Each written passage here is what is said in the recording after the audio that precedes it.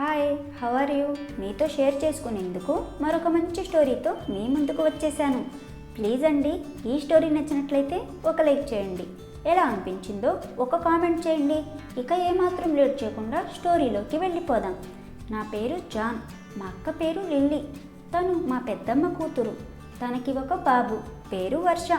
తన కొడుకు బర్త్డే రోజు నాకు మర్చిపోలేని జ్ఞాపకంగా మార్చింది. నేను అప్పుడప్పుడు ఎండాకాలం సెలవులకి అక్క వాళ్ళ ఇంటికి వెళ్ళేవాడిని. అలా అక్కంటే ఇంట్రెస్ట్ పెరిగింది.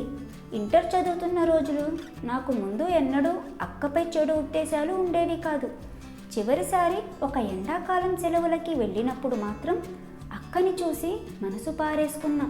తన కలర్ మిల్క్ వైట్. మ్యారేజ్ తర్వాత కూడా బాగానే ఉంది, కానీ డెలివరీ తర్వాత ఒళ్ళు బాగా పెరిగిపోయింది. కానీ నాకు అక్క మీద ఆశ మాత్రం తగ్గలేదు. అలా రోజుల తర్వాత ఒకరోజు నాకు ఫోన్ వచ్చింది. వాళ్ళ బాబు ఫస్ట్ బర్త్డే ఫంక్షన్ చేస్తున్నారు. సో నాకు ఇన్విటేషన్ వచ్చింది. అలా 2 days ముందే అక్క వాళ్ళ ఇంటికి వెళ్ళాను. అక్క డెలివరీ తర్వాత లావుగా ఉంది కదా, ఇప్పుడు మళ్ళీ స్లిమ్గా కత్తిలాగా ఉంది. పొట్టంతా తగ్గి కనబడుతుంది. పెళ్ళయ్యాక కలర్ కూడా వచ్చింది. వెళ్ళగానే అక్కని పలకరించి హక్ చేసుకున్నాను.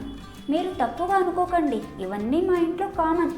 అలా హక్ చేసుకోగానే అప్పటి వరకు అణిచిపెట్టుకున్న కోరికలన్నీ ఒక్కసారిగా నిద్రలేచి నా బాడీ మొత్తం ఏదోలా అయిపోయింది. ఆ ఫంక్షన్లో మొత్తం అక్కనే చూసేవాడిని. తను కూడా లైట్గా నన్ను గమనించేది. అలా ఆ రోజు గడిచింది. నెక్స్ట్ డే ఈవినింగ్ బావ డ్యూటీకి బయలుదేరాడు. మా బావ దుబాయ్లో ఉంటాడు. బాబు బర్త్డేకి ఇండియా వచ్చాడు. లీవ్ లేక వెంటనే వెళ్ళాల్సి వచ్చింది. సో ఇక ఆ రోజు నైట్కి నేను ఒక్కడనే ఉన్నాను. ఫంక్షన్కి వచ్చిన గెస్ట్లందరూ వెళ్ళిపోయారు. ఇల్లు మొత్తం ఖాళీ అయిపోయింది. ఇంట్లో నేను, పెద్దమ్మ, అక్క, బాబు అంతే. ఇక ఆ రోజు నైట్ భోజనం చేసిన తర్వాత నాకు ఒక గది ఇచ్చారు. మరొక గదిలో అక్క, పెద్దమ్మ నిద్రపోయారు. సడన్గా ఒక 2 గంటలకు కరెంటు పోయింది. నాకు గదిలో గాలాడక మేడపైకి వెళ్ళా. అప్పటికే అక్క అక్కడ నిద్రపోతుంది. నేను వెళ్ళి అక్క పక్కన పక్క వేసుకున్నా. నేను వెళ్ళేటప్పుడు అక్క గాఢ నిద్రలో ఉంది. ఫంక్షన్లో పని చేసుకోవడంతో బాగా అలసిపోయి సోయలేకుండా పడుకుంది. నాకు అప్పుడే ఒక ఆలోచన వచ్చింది. తను నిజంగా డీప్ నిద్రలో ఉందో లేదో టెస్టింగ్ చేశా. ఎలా అంటే తనని జబ్బపై 2 సార్లు అక్క అక్క అని నార్మల్గా కొట్టాను. తనకి స్పృహ లేదు. తన పాదాలకి కితకితలు పెట్టా, అయినా స్పర్శ లేదు. కన్ఫర్మ్ చేసుకొని తన దగ్గరగా నా చాపని లాగి తన పక్కనే పడుకున్నా. తనని మెల్లిగా నా పక్కకి తిప్పుకొని తనని హక్ చేసుకున్నా. ఆ స్పర్శ నాలో మరింత వేడిని లేపింది. ఒక్కసారిగా నాకు ఏం అర్థం అవ్వలేదు.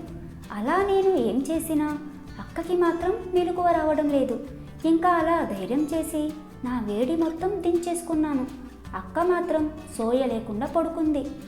ఎప్పుడు పట్టిందో తెలియదు, నాకు కూడా నిద్ర పట్టేసింది. ఉదయం నేను నిద్ర లేచేసరికి అక్క నా పక్కన లేదు. నాకు చాలా భయం వేసింది. మెల్లిగా కిందకి వెళ్ళి చూడగా అక్క కాఫీ పట్టుకొని పైకి వస్తుంది. నన్ను చూసి ఏమనలేదు, నార్మల్గానే కాఫీ ఇచ్చి వెళ్ళిపోయింది. నాకు కొంచెం ధైర్యం వచ్చింది. అక్కకి ఏం గుర్తులేదని అనుకున్నా. కాఫీ తాగి కిందికి వచ్చి హాల్లో కూర్చున్నా. పెద్దమ్మ కిచెన్లో పని చేసుకుంటుంది. నాకేం అర్థం కాక అలా ఇల్లంతా తిరుగుతున్నా. అలా తిరుగుతుంటే కబోర్డ్లో టాబ్లెట్స్ కనబడ్డాయి. ఇంకా బీపీ టాబ్లెట్స్ కూడా ఉన్నాయి. అవి చూసి అలా కాసేపు ఉండి పెద్దమ్మని అడిగాను, టాబ్లెట్లు ఉన్నాయి, ఎవరవి అని. పెద్దమ్మ చెప్పిన మాటలు విని నాకు మైండ్ బ్లాక్ అయిపోయింది. అక్కకి రాత్రులు సరిగ్గా నిద్ర రాకుండా ఏవేవో పిచ్చి పిచ్చి కలలు వస్తున్నాయని 1 నెల రోజులు బాధపడిందట. డాక్టర్ని కన్సల్టెంట్ అయితే పెద్ద ప్రాబ్లం ఏమీ లేదు, నైట్ పడుకునేటప్పుడు టాబ్లెట్స్ వాడమని చెప్పారు. అప్పటి నుండి టాబ్లెట్స్ వాడుతుంది అక్క. టాబ్లెట్ వేసుకోకపోతే నిద్ర పట్టదు. నిద్ర పట్టిందంటే భూకంపం వచ్చినా లేవదు. ఈ అలవాటు ఎప్పుడు తగ్గుతుందో ఏమో అని నిట్టూరుస్తూ పెద్దమ్మ చెప్పింది. నాకు అప్పుడు అర్థమైంది అక్క రాత్రి స్పర్శ లేకుండా ఎందుకు పడుకుందో. ఆ రోజు నేను అక్కకి తోడు ఉన్నానని, అన్నయ్య వాళ్ళ ఇంటికి వెళ్ళి 2 రోజులు ఉండి వస్తానని చెప్పి పెద్దమ్మ వెళ్ళింది. పెద్దమ్మ వెళ్ళిన రోజే అన్నయ్య వాళ్ళ అత్తయ్యకి హెల్త్ బాగోలేక అన్నయ్య ఇంటి దగ్గరే లాక్ అయిపోయింది పెద్దమ్మ. నేను అక్కతో ఒక్కడనే ఉన్నానన్న సంతోషమే ఎక్కువగా ఉంది నాకు. అక్క నేను చేసేది ఏం లేక ఇద్దరం ఇంటి దగ్గరే ఉండాల్సి వచ్చింది. నాకు మాత్రం చాలా ఆత్రంగా కంగారుగా ఉంది. రాత్రి ఎప్పుడవుతుందా, అక్కతో ఎప్పుడు ఎంజాయ్ చేద్దామా అని ఎదురు చూస్తూ ఉండగానే చీకటి పడింది. అక్క భోజనం కూడా రెడీ చేసింది. ఇద్దరం తినేసాము. తన రూమ్లోకి వెళ్ళి పడుకుంది. మామూలుగా అయితే అక్క పెద్దమ్మ కలిపి ఒక రూమ్లో పడుకుంటారు. సో పెద్దమ్మ లేకపోవడంతో ఒక అరగంట తర్వాత అక్క వచ్చి నన్ను తన రూమ్లో పడుకోమంది. అంతే, నేను ఒక మంచం పట్టుకొని అక్క రూమ్లోకి వెళ్ళా. నేను వెళ్ళేటప్పటికి అక్క టాబ్లెట్స్ వేసుకుంటుంది. తను ముందుగా వేరే టాబ్లెట్స్ వేసుకుంది.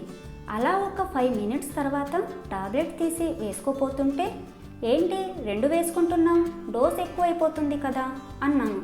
ఒక్కొక్కసారి ఒక టాబ్లెట్ పని చేయట్లేదురా, అలవాటైపోయింది. ఏం కాదు, నువ్వు కంగారు పడకు. నీకేమైనా కావాలంటే నువ్వే చూసుకో. ఎందుకంటే నన్ను డిస్టర్బ్ చేసినా నేను లేవను. నాకు ఇక నిద్ర వస్తుంది, నేను పడుకుంటా అని బెడ్ ఎక్కి పడుకుంది. కాసేపు బయటికి వెళ్ళి వద్దామని బయటకు వెళ్ళి కాసేపు బయట కూర్చొని అప్పుడే డోర్స్ అన్నీ క్లోజ్ చేసి లోపలికి వచ్చాను. ఇక నేను వచ్చేటప్పటికే అక్క ఫుల్ కోమాలో ఉన్నట్లు ఉంది. నా ఇష్టం వచ్చినట్టు సుఖాన్ని అనుభవించా. ఒక 7 రోజుల వరకు సుఖం దొరికింది. 8వ రోజు నైట్ అక్క పక్కన పడుకున్నాను. సడన్గా అక్క నా చేయి పట్టుకుంది. నాకు ఒక్కసారిగా బుర్ర పని చేయలేదు. ఆ తర్వాత ఏం జరిగిందో నెక్స్ట్ పార్ట్లో చెప్పుకుందాం. ఈ స్టోరీ కనుక మీకు నచ్చినట్లయితే లైక్ చేయండి, షేర్ చేయండి, కామెంట్ చేయండి. మన ఛానల్ని సబ్స్క్రైబ్ చేసుకోండి. Thanks for watching. బాయ్.